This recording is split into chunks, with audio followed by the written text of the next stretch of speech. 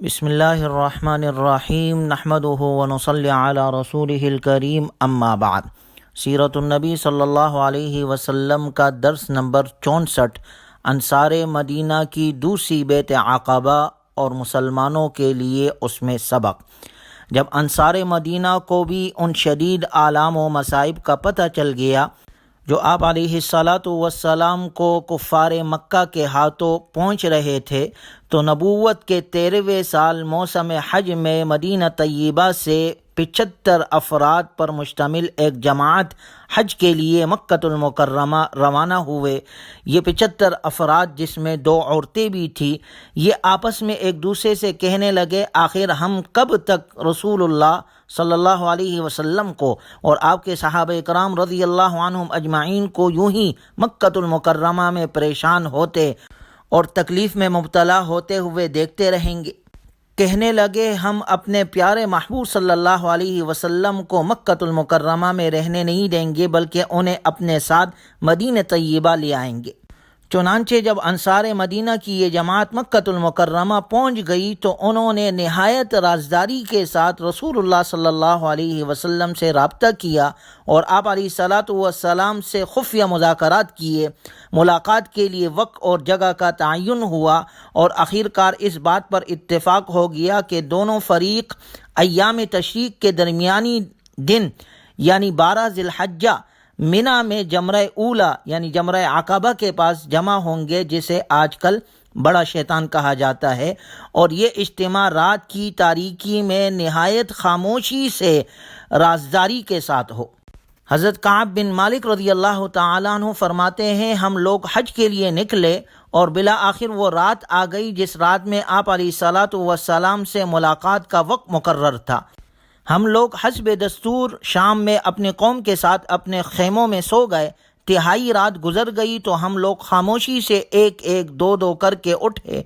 خیموں سے نکلے اور رسول اللہ صلی اللہ علیہ وسلم سے ملاقات کے لیے طے شدہ مقام پر پہنچے۔ ہم سب لوگ اس گھاٹی میں جمع ہو کر آپ علیہ الصلاۃ والسلام کا انتظار کرنے لگے۔ انتظار کی گھڑیاں جلد ہی ختم ہوئی۔ آپ علیہ الصلاۃ والسلام تشریف لے آئے اور آپ علیہ الصلاۃ والسلام کے ساتھ آپ کے چچا سیدنا عباس رضی اللہ تعالی عنہ بھی تھے۔ اگرچہ حضرت عباس رضی اللہ تعالی عنہ اس وقت تک مشرف باسلام نہ ہوئے تھے، لیکن رسول اللہ صلی اللہ علیہ وسلم کی نصرت و حمایت کو غایت درجہ محبوب رکھتے تھے، اور وہ چاہتے تھے کہ اپنے بھتیجے کے معاملے میں وہ خود موجود ہو، ان کے لیے پختہ اطمینان حاصل کر لے۔ چنانچہ جب مجلس کی کارروائی نقطہ اختتام تک پہنچی تو دینی اور دفاعی تعاون کے حتمی معاہدے کا مرحلہ آ گیا۔ اس موضوع کے حوالے سے بہت اہم نکات پر گفتگو شروع ہوئی۔ یہ معاہدہ اوس و خزرج کے نمائندہ افراد اور آپ علیہ الصلاۃ والسلام کے درمیان تشکیل پا رہا تھا۔ اس عظیم تاریخی اجتماع سے سب سے پہلے آپ علیہ الصلاۃ والسلام کے چچا حضرت عباس رضی اللہ تعالی عنہ نے خطاب کیا۔ وہ چاہتے تھے کہ اس اہم ترین ذمہ داری کی نزاکت اور اس کے ممکنہ نتائج پوری طرح اجاگر کر دے۔ ان کا مقصود یہ تھا کہ وہ پوری صراحت کے ساتھ اس ذمہ داری کی نزاکت واضح کر دے جو اس عہد و پیمان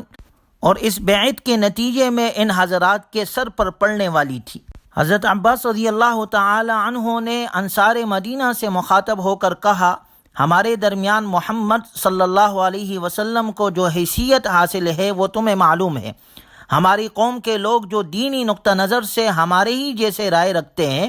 ہم نے محمد صلی اللہ علیہ وسلم کو ان سے محفوظ رکھا ہے۔ وہ اپنی قوم اور اپنے شہر میں قوت اور عزت اور طاقت اور حفاظت کے ساتھ موجود ہے۔ اب آپ لوگوں کی طرف سے یہ اصرار ہے کہ محمد ہمارے ساتھ ہمارے شہر جائے، تو اچھی طرح سوچ سمجھ لو، اگر تم سمجھتے ہو کہ ان سے کیا ہوا عہد پورا کر سکو گے اور انہیں ان کے مخالفین سے محفوظ رکھ سکو گے تو بڑی خوشی سے یہ ذمہ داری اٹھا لو، لیکن اگر تمہیں یہ خدشہ ہو کہ تم انہیں اپنے پاس لے جانے کے بعد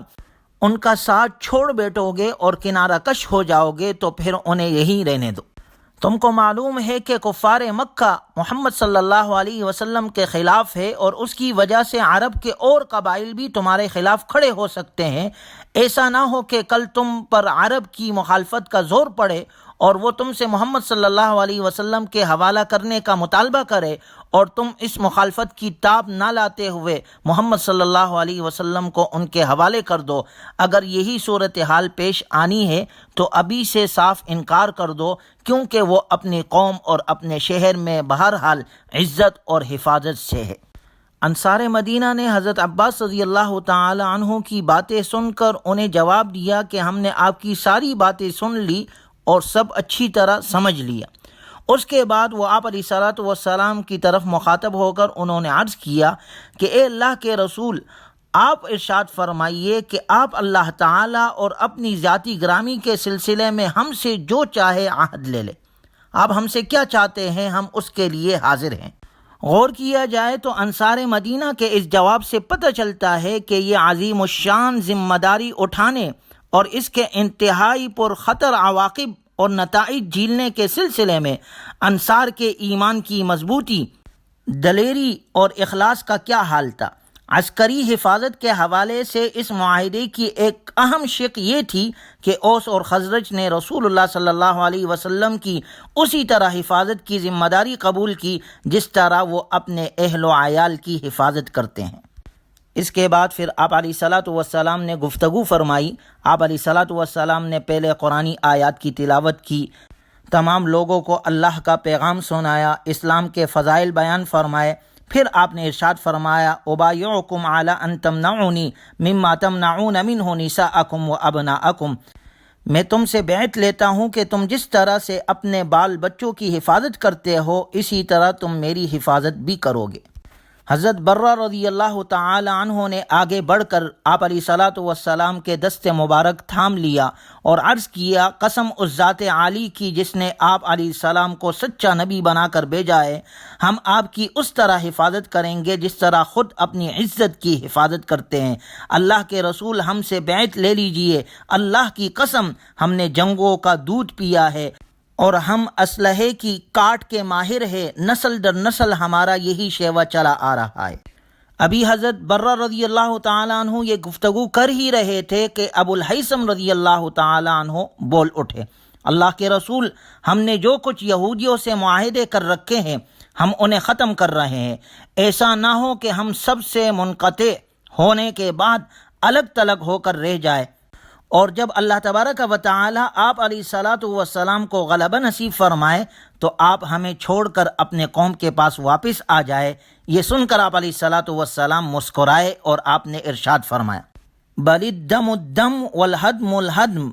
انا منکم وانتم منی، احارب من حاربتم واسالم من سالمتم۔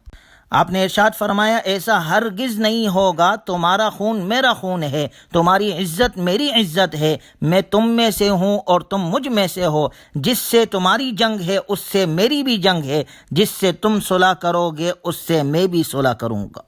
آج کے بعد میرا جینا اور مرنا تمہارے ساتھ ہوگا، تم مجھ میں سے ہو اور میں تم میں سے ہوں۔ گویا اس موقع پر ابو الہیثم رضی اللہ تعالی عنہ کا ذہن دیکھے کہ کتنا بڑا فیصلہ لے رہے ہیں، کتنا بڑا مقام حاصل کر لیا اپنے لیے کہ آپ علیہ الصلوۃ والسلام نے فرمایا میرا جینا اور مرنا مدینے والوں کے ساتھ ہے۔ دیکھیں آج دنیا عالم سے لوگ مکۃ المکرمہ حج کے لیے جاتے ہیں، عمرے کے لیے جاتے ہیں، لیکن مدینہ المنورہ بھی جاتے ہیں آپ علیہ الصلوۃ والسلام کے روضہ مبارک پر حاضری کے لیے۔ تو مدینے والوں نے یہ سعادت حاصل کر لی، یہ ان کی ذہنیت تھی اور یہ ان کی سوچ تھی کہ اپنے لیے رسول اللہ صلی اللہ علیہ وسلم کو یہ کہا کہ اب آپ ہمارا ساتھ نہیں چھوڑیں گے، اور آپ کا بھی کیا بہترین جواب تھا کہ آپ نے فرمایا اب میرا جینا اور مرنا مدینے والوں کے ساتھ۔ اس کے بعد حضرت جابر رضی اللہ تعالی عنہ فرماتے ہیں کہ ہم نے عرض کیا، اے اللہ کے رسول، ہم آپ سے کس بات پر بیعت کریں؟ تو آپ علیہ الصلوۃ والسلام نے ارشاد فرمایا، تم میری بیعت کرو اس بات پر، نمبر 1 چستی ہو یا سستی تم بہرحال بات سنو گے اور اس پر عمل کرو گے،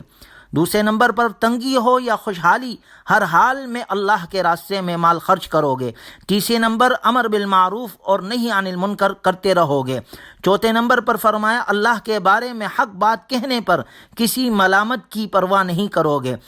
پانچویں نمبر پر فرمایا میں تمہارے ساتھ آ جاؤں گا تو میری مدد کرو گے، اور جس چیز سے اپنی جان اور اپنے بال بچوں کی حفاظت کرتے ہو اس سے میری بھی حفاظت کرو گے۔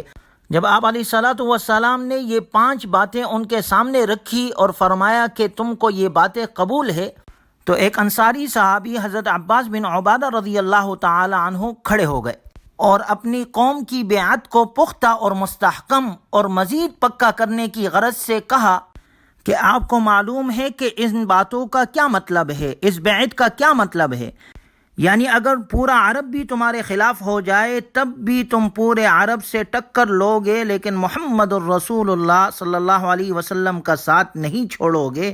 گویا اس طرح کہنے سے 2 باتیں مقصود تھی، ایک تو یہ کہ کامل احساس ذمہ داری سے لوگ بیعت کرے، دوسرا یہ معلوم کرنا مقصود تھا کہ قوم کس حد تک قربانی دینے کے لیے تیار ہے۔ چنانچہ سب نے یک زبان ہو کر کہا ندافع عنک، ہم آپ علیہ الصلوۃ والسلام کی طرف سے پورا دفاع کریں گے، ہم آپ علیہ الصلوۃ والسلام کی حفاظت کے لیے اپنا مال، اپنی جان اور ہر طرح کی قربانی دینے کے لیے تیار ہیں۔ لیکن اس کے ساتھ انہوں نے کہا کہ اللہ کے رسول، ہم اپنے اس قول و اقرار پر پورے اتریں گے تو ہمیں اس کے عوض میں کیا ملے گا؟ آپ علیہ الصلوۃ والسلام نے فرمایا لکم الجنہ، تمہارے لیے جنت ہے۔ غور کیا جائے تو اس موقع پر آپ علیہ الصلوۃ والسلام کے اس جواب سے ہمیں اتنا بڑا سبق ملتا ہے کہ آپ نے دنیا کی کوئی نعمت کا ذکر نہیں کیا، آپ نے کوئی دنیاوی معاوضے کا ذکر نہیں کیا، آپ نے دنیا کے کوئی عہدہ دینے کا ذکر نہیں کیا۔ ہمارے ہاں تو ہر چیز کا معاوضہ دنیا میں طلب کیا جاتا ہے کہ مجھے عہدہ کیا دو گے، مجھے ترقی دے دو گے، اگر آپ اقتدار میں آ جائے تو میرے لیے کیا خصوصی اختیارات ہوں گے، جبکہ آپ علیہ الصلوۃ والسلام نے اس بیعت میں بھی اور جہاں مقامات آتے ہیں وہاں پر بھی آپ علیہ السلام نے ایمان،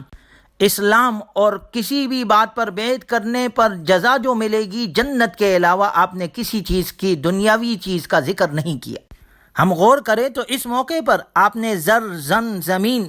کسی اقتدار کا وعدہ فرمایا، کسی کو دولت، حکومت، منصب، عہدے کا لالچ دیا ہو، کسی دنیاوی عیش و عشرت یا انعام یا دوسری مادی فوائد کے حصول کا یقین دلایا ہو جس کی طرف انسان فطرتی طور پر لپکتا ہے، اس کے حصول کے لیے سر توڑ کوشش کرتا ہے،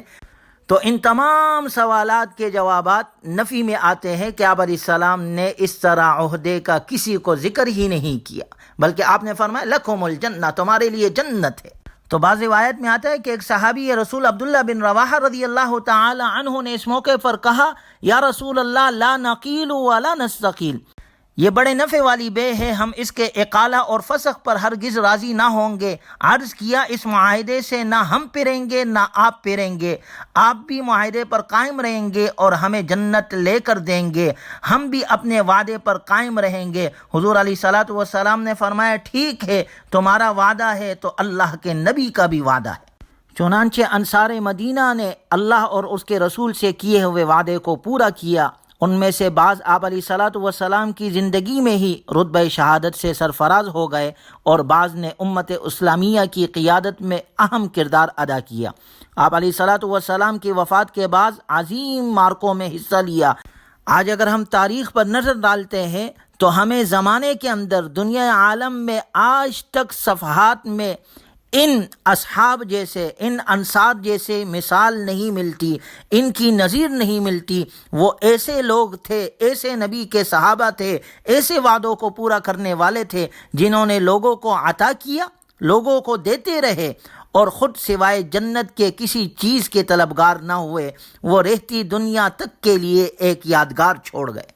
اور انصار مدینہ کی یہ دوسری بیعت عقبہ ثانیہ اپنے اندر بہت ساری خوبیاں اور تاریخی حیثیت اس کو حاصل ہے۔ یہ مسلمانوں کی ایک عظیم فتح تھی، کیونکہ اس کے بعد تمام فتوحات اسلامیہ جو درجہ بدرجہ حاصل ہوئی ان کی کڑیاں اسی بیعت سے ملتی ہے، اور یہ آپ علیہ الصلوۃ والسلام کی ایک عظیم منصوبہ بندی تھی جو انتہائی مشکل حالات میں آپ نے انصار مدینہ کے ساتھ یہ بیعت کی، اور یہ آپ کا ایک جرأت مندانہ اقدام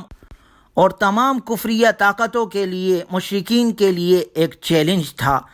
اس لیے آپ علیہ الصلاۃ والسلام نے اس منصوبے کی کامیابی کے لیے یہ معاہدے کیے، یہ عہد لیے انصار سے، اور انہوں نے وہ پورا کر کے دکھلائے، اور اسلام کا ایک نیا دور گویا یہاں سے اس کے بعد شروع ہوا، جس کا ذکر انشاءاللہ اگلے دروس میں کیا جائے گا۔ اللہ تبارک و تعالی اسلام کو سارے عالم میں پھیلائے اور ذریعے کے طور پر ہمیں ہمارے اولادوں کو بھی استعمال فرمائے۔ وآخر دعوانا ان الحمد للہ رب العالمین۔